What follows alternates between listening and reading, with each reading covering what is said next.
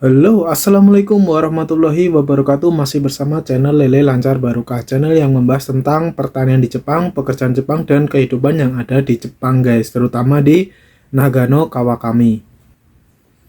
Oke, guys, di video kali ini saya akan membahas bagaimana kok bisa sih pertanian yang ada di Jepang kok bisa semaju, nggak kayak di Indonesia ya, guys. Maksudnya dalam tanda kutip tuh petaninya itu nggak merasa dirugikan atau merasa harganya kok anjlok gitu. Terus gulung tikar kayak di rumah ya, ya maaf, dari petani pindah pekerjaan lain. Tapi kalau di sini tuh bisa turun temurun dari kakeknya, anaknya, putunya, sampai turun temurun lah, sampai sawahnya itu kok bisa tambah banyak, kok bisa tambah makmur gitu loh, guys. Ada traktor, terus pertaniannya komplit seperti itu, kok bisa. Dan di video ini saya akan share pertaniannya itu kok bisa semaju itu, guys. Oke, jadi pertanian yang saya tinggal ini tuh di Kawakami, Nagano. Katanya tuh sayuran terbaik nomor satu yang ada di Jepang, guys. Terutama retasu, itu komoditi utamanya sama si hakusai, guys.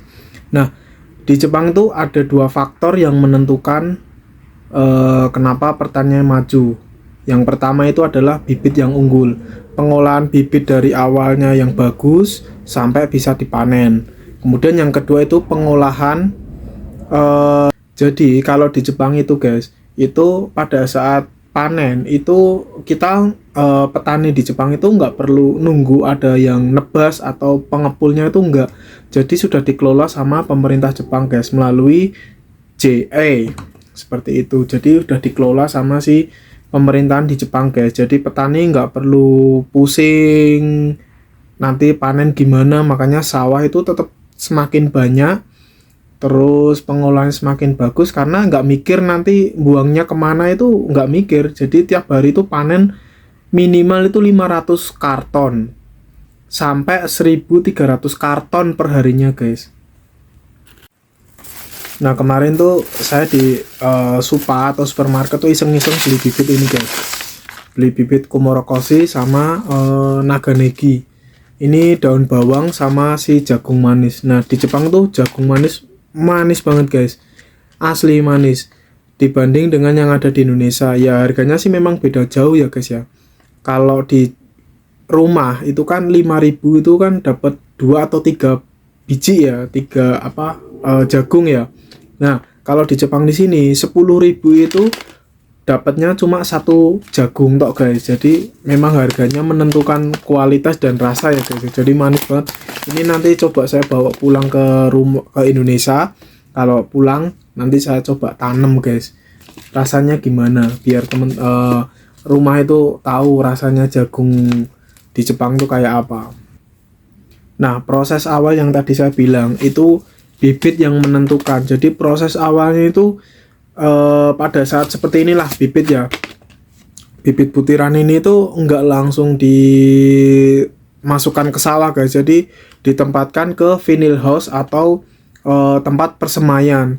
Namanya itu tanemaki atau pembuatan bibit. Jadi ya biasa seperti biasa, ada tore putih, kemudian dimasukin pasir, ya kan. Setelah itu bibit ini baru dimasukkan ke wadahnya tersebut, guys.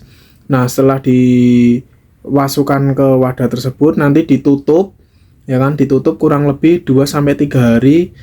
Nah, setelah 2 sampai 3 hari baru kita dikeluarkan lah sama karyawannya, termasuk saya ini, ngeluarin yang bibit tadi ditutupin sampai 2 sampai 3 hari. Nah, kalau sudah seperti itu nanti bibitnya akan mecah, guys. Bibitnya akan mecah, setelah mecah baru dimasukkan ke vinyl house atau tempat wadah persemaian gitu, guys. Nah, kalau sudah dimasukkan ke vinyl house atau yang disebut nai hiroge atau menyebarkan bibit, kemudian baru kita semai lagi pakai pasir. Nggak tahu itu pasir apa, tapi yang jelas itu untuk nutupi saja.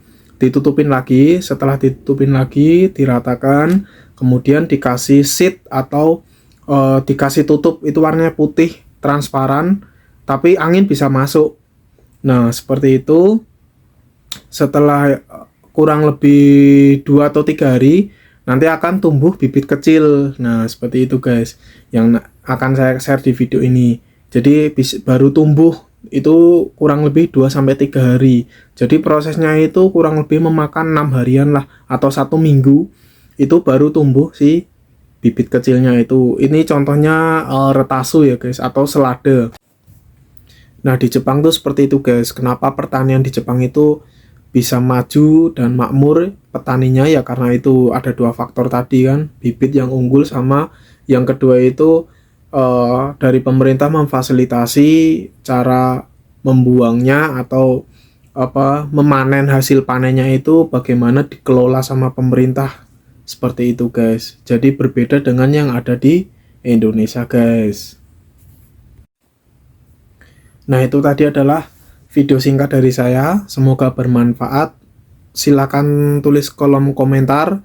Jangan lupa like, komen, dan subscribe tentunya. Dan bila ada pertanyaan tentang info bagaimana kerja di Jepang, monggo silakan komen aja atau japri di Telegram saya, Pedagang Insaf atau Hot Wheels Baiklah. Foto profilnya itu gambar Hot Wheels guys. Jadi mau tanya-tanya bagaimana proses Jepang, bagaimana pertanian di Jepang itu seperti apa, gaji seperti apa, jam kerja seperti apa, monggo silakan japri aja. Jangan sungkan-sungkan, nanti saya sharekan. Atau butuh modul SSW pertaniannya, syarat untuk pergi ke Jepang itu kan butuh SSW untuk visa Tokute Gino. Nanti akan saya bagian secara gratis buat temen-temen dan semoga sukses. Oke, Assalamualaikum warahmatullahi wabarakatuh.